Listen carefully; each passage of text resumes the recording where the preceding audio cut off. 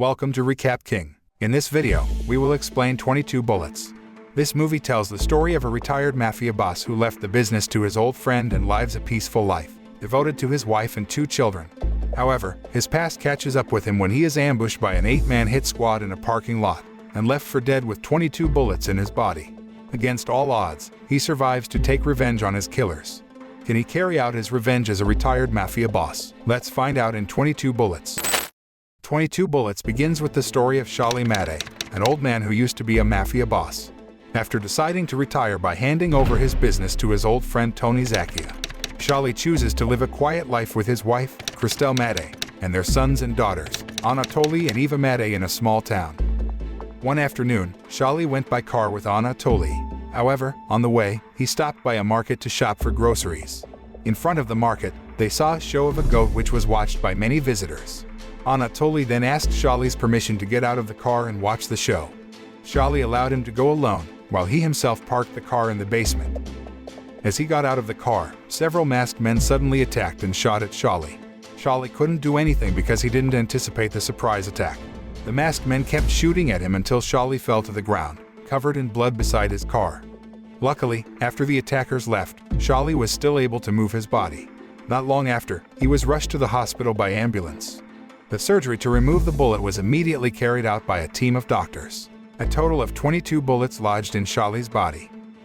In the midst of his surgery, Charly dreams about his teenage years when he was in a prison. At that time, he became acquainted with an old mafia, le directeur de cabinet. However, le directeur died after getting out of prison, killed by his rivals. The death of le directeur made Charly very sad and devastated, because he had considered him like his own father.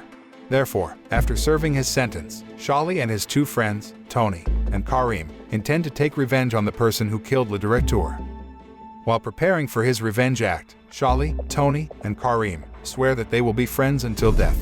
They then started a business and formed a mafia organization. They always kill all their opponents, making them famous as a ruthless mafia. Back in the present, Charly has finished his surgery. The case of Charly's shooting has made headlines in several newspapers. Many people are interested in following Charly's case, one of which is a female detective named Mari Goldman. Mari is a single parent who has a son. Mari's husband was also a police officer before being shot and killed. Until now, the case of Mari's husband's death has not been solved, although she has a hunch that Tony, Charly's friend, is the mastermind behind her husband's death. When Mari hears of what happened to Charly, she asks her boss to assign her to investigate the shooting case. Her wish was granted, and Mari immediately went to the scene of the shooting, where she found an oddity. Several bullets from the gunmen of the shooters were aimed at the same wall several times. Meanwhile, at the hospital, Charly's family and friends came to visit him. However, they were only allowed to see Charly through the window from outside the room. Karim, who was also visiting at that time, looked emotional seeing Charly's condition. As he left the hospital, Karim made up his mind to take revenge on the person who had shot Charly. Markton, one of Karim's colleagues, suggested that Karim be patient and wait until Charly wakes up from coma. But Karim was worried that if the people who were after Charly's life found out that their target was still alive, they would come to the hospital to finish their work. What Karim feared turned into reality. One night, a mysterious man carrying a gun enters the hospital disguised as a doctor. He then opened the door to Charly's room and shot Charly's bed several times. Hearing the gunshots, the medical team immediately came to check on the patient's condition. They found one of the patients was covered in blood, but the patient was not Charly. Detective Mari had transferred Charly to another room just before the shooting incident. Mari knew that the shooter would definitely come to the hospital to kill Charly. A few days later, when Charly's condition had improved, Tony came to visit. Tony promises Charly that he will find the shooter. Tony, who came with many bodyguards, finally left the hospital. A few moments later, through the CCTV camera, Mari, who kept an eye on Charly, saw Karim and Markton coming to visit Charly. They took Charly out of the hospital and left in a vehicle. Mari immediately ordered her men to follow Karim and Markton, who had brought Charly out of the hospital without permission. On the way, Karim and Markton realized that they were being followed. Karim called someone to help him escape the police. A chase ensued between Karim's car and the police car. But, unfortunately, Karim's men came and blocked Mari's car. Karim takes Charly to an old warehouse, where he locks up someone suspected of being involved in Charly's shooting. That person turned out to be Tony's subordinate, Rashagut. He looked so scared that he peed his pants. However, Charly said that he would not hurt Rashagut, as long as Rashigut revealed the identity of the shooter. Finally, Rashigut tells why Tony wants to kill Charly. When Charly and Tony first started a drug business, Tony hoped that Charly would continue to run the business together. But then Charly decided to retire. That's when Tony thought Charly might be a hindrance to his business, so Tony planned to kill Charly. Hearing that, Charly asked Karim out for a discussion. Karim couldn't wait to finish off Tony, as well as Rashigut. But Charly remembered their promise when they were young. He asks Karim not to kill Tony, because he wants to maintain their friendship to the death. Then, Karim drove Charly back to his house, where the whole family greeted Charly warmly. After that, Karim returned home and gathered with his little family. But after dinner, Karim is intercepted by Tony's men as he goes out for a while. They forced Karim into a black van and took him to a deserted clearing where they tortured him. It turns out that the idea for Karim's kidnapping came from Rashigut, who hoped to gain sympathy from Tony.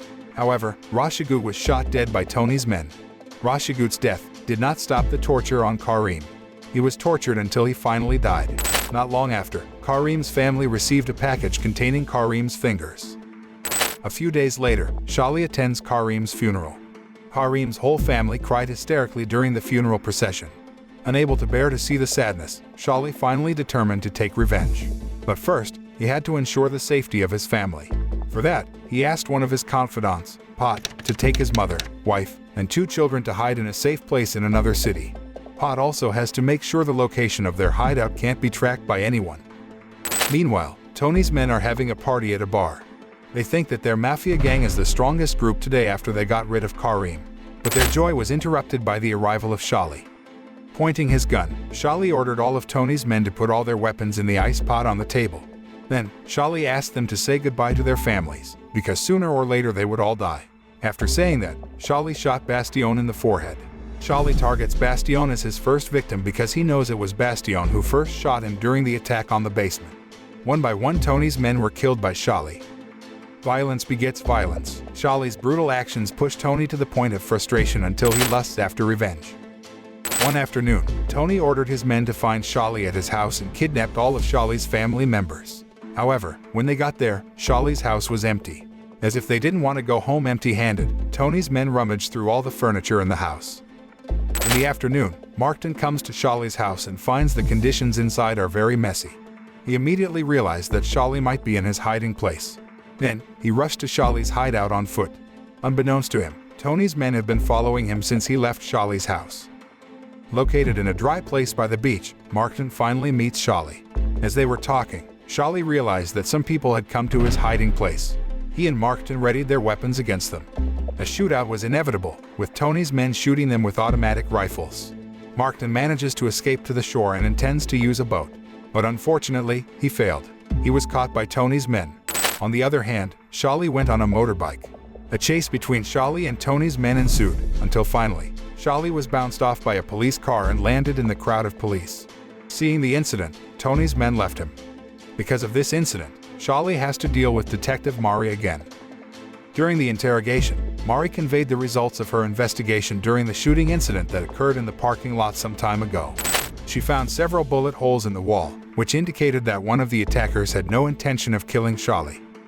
One afternoon in another town, Pot is picking up Anatoly and Eva at their school. They had just left the school a few minutes when suddenly their car was attacked by gunmen.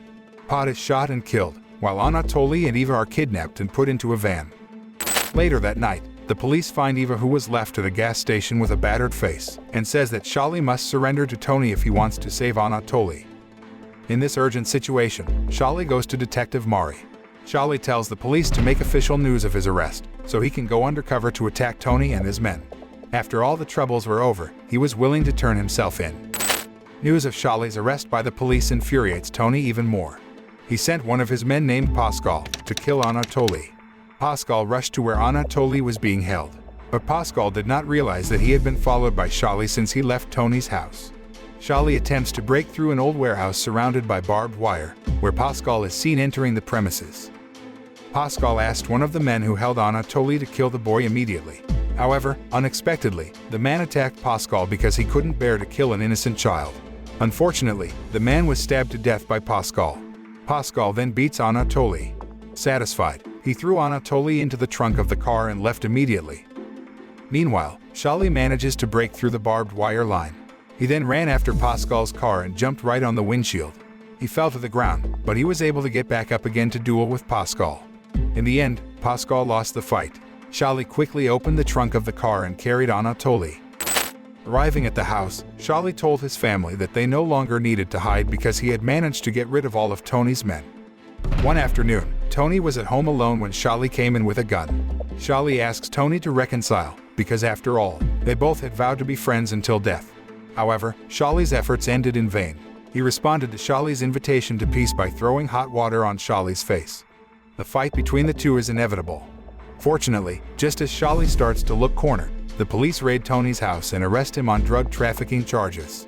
The police get evidence of drug transactions carried out by Tony from the database file provided by Charly. Meanwhile, Charly himself got proof of the transaction because he had forced one of Tony's men before killing him. At the end of the film, Detective Mari doesn't have enough evidence to arrest Charly, so she is forced to free Charly.